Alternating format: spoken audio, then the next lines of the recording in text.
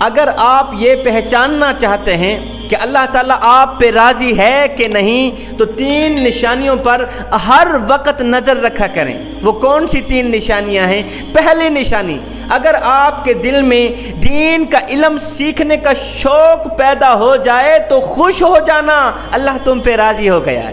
اگر اس دل میں دین کا علم سیکھنے کا شوق پیدا ہو جائے تو مبارک ہو تمہیں، اللہ نے تمہیں پسند فرما لیا ہے۔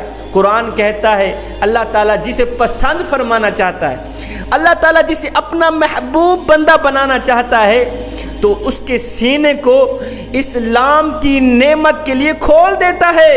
اللہ تعالیٰ جسے پسند کرتا ہے اس کے سینے کو اسلام کے علم کے لیے کھول دیتا ہے۔ وہ ایک استاد تھے، وہ اکثر اپنے شاگردوں کو کہا کرتے تھے کہ بیٹا دین بڑا قیمتی ہے، اس کی قدر کو باتوں پہ کہا کرتے تھے، بیٹا دین بڑا قیمتی ہے، اس کی قدر کرو۔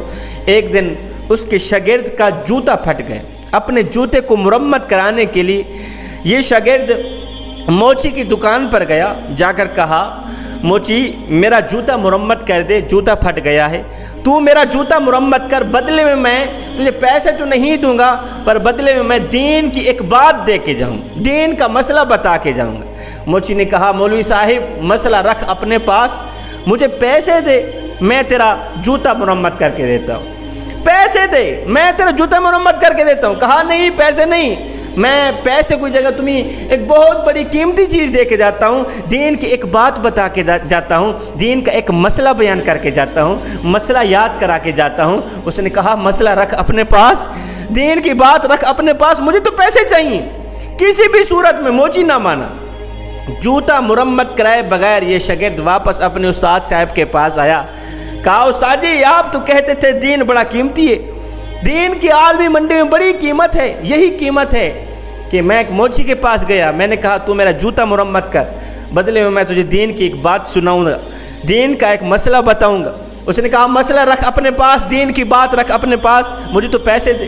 استاد بڑے ہی عقل مند تھے، استاد نے کیا کیا، شاگرد کو سمجھانے کے لیے کہ واقعی دین کی بہت بڑی قیمت ہے، استاد نے اپنے جیب میں ہاتھ ڈالا، ایک ہیرا نکالا، موتی نکالا، شاگرد کے ہاتھ میں تھمایا، کہا جاؤ فلاں سبزی منڈی میں چلے جاؤ، سبزی فروش کی دکان پر جا کر اس کی قیمت معلوم کرو کہ اس موتی کی قیمت کیا ہے۔ یہ شاگرد موتی لے کر سبزی منڈی چلا گیا، ایک سبزی فروش کے پاس گیا، کہا اس کی قیمت معلوم کرنی۔ اس سبزی فروش نے کہا اس موتی کی قیمت 2-4 لیمو ہیں، 2-4 لیمو اٹھا لو، اس موتی سے میرے بچے کھیلیں گے۔ شاگرد واپس آیا، استاد کو کہا استاد جی اس کی جو قیمت ہے نا وہ 2-4 لیمو کے دانے ہیں، 2-4 لیمو کے دانے۔ استاد نے کہا بچے اب اس طرح کرو، اس موتی کو سنار کی دکان پر لے جاؤ، وہاں جا کر اس کی قیمت معلوم کرو۔ اب یہ شاگرد موتی لے کر سنار کی دکان پر پہنچا، پہلی دکان پر پہنچا، سنار کے ہاتھ میں جب موتی دیا، سنار دیکھ کر حیران رہ گئے، اتنا بڑا قیمتی موتی۔ کہا جی میں نے اس کی قیمت معلوم کرنی ہے۔ سنار نے کہا اس کی اتنی بڑی قیمت ہے کہ اگر اس کے بدلے میں پوری دکان دے دوں تب بھی میری دکان کی قیمت کم ہے، اس موتی کی قیمت میری دکان سے کہیں زیادہ ہے، میں اس کو نہیں خرید سکتا۔ اللہ اکبر، شاگرد موتی لے کر واپس استاد کے پاس گیا، استاد جی یہ آخر ماجرا کیا ہے؟ سبزی فروش کے پاس گیا تھا، اس نے کہا اس کی قیمت 2 لیمو کے دانے ہیں۔ جب سنار کے پاس پہنچا اس نے کہا یہ تو اتنا بڑا قیمتی ہے کہ اس کے بدلے اگر ساری دکان دے دوں پھر بھی اس کی قیمت پوری نہیں ہو سکتی۔ استاد نے کہا بچے یہی تو میں تمہیں سمجھانا چاہتا ہوں۔ استاد نے کہا بچے ہر چیز کی قیمت اس کی منڈی میں لگتی ہے، ہر چیز کی قیمت اس چیز کی منڈی میں لگتی ہے، مگر دین کی قیمت اللہ کی منڈی میں لگتی ہے۔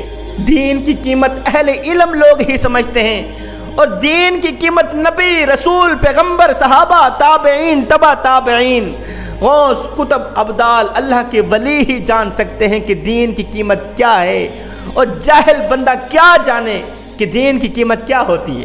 دوسری نشانی، اگر آپ کے اندر نرمی آ گئی ہے، اگر آپ کا دل نرم ہو گیا ہے تو جان لینا اللہ تم پہ راضی ہو گیا ہے، اللہ نے تمہیں پسند فرما لی۔ اگر آپ کا دل نرم ہو گیا، دل موم ہو گیا، اس دل میں رحم آ گیا مخلوق خدا کے لیے، تو جان لینا اللہ تعالیٰ جس بندے کو اپنا محبوب بندہ بنانا چاہتا ہے، جس بندے کو پسند فرمانا چاہتا ہے تو اس کے دل کو نرم کر دیتا ہے۔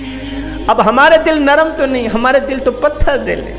اب اس پتھر دل کو نرم کرنے کا بھی ایک نسخہ ہے۔ صحابہ کرام نے میرے کریم نبی سے پوچھا، آقا اگر دل پتھر بن جائے تو اس پتھر دل کو نرم کرنے کا کوئی نسخہ بتا دیں۔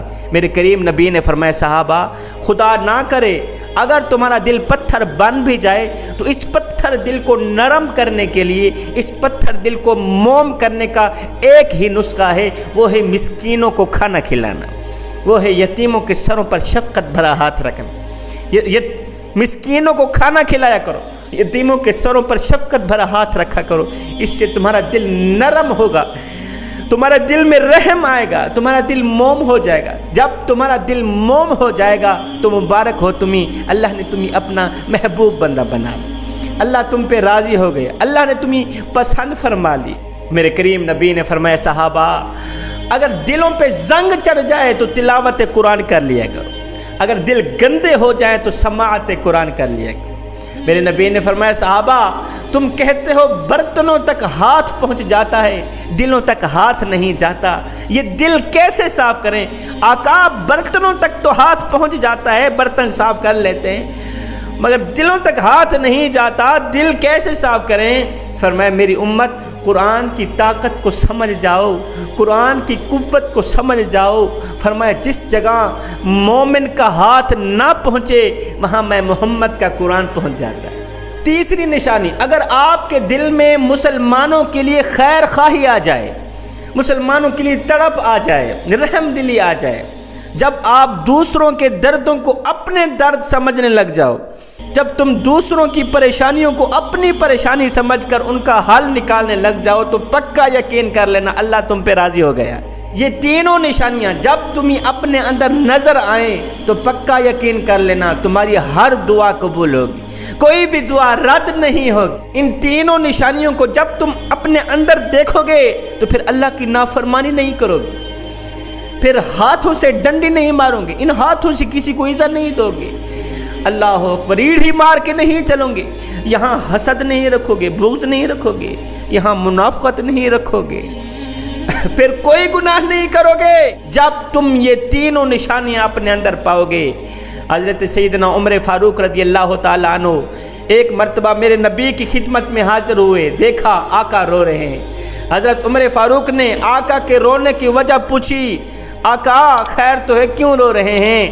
میرے نبی نے فرمایا، عمر ابھی حضرت جبریل میرے پاس آئے تھے، کہا آقا جو بندہ کلمہ پڑھ لیتا ہے پھر کلمہ پڑھتے پڑھتے اس کے بال سفید ہو جاتے ہیں یہاں تک کہ وہ بوڑھا ہو جاتا ہے تو اس بوڑھے کو عذاب دیتے ہوئے اللہ تعالیٰ کو حیا آتی ہے۔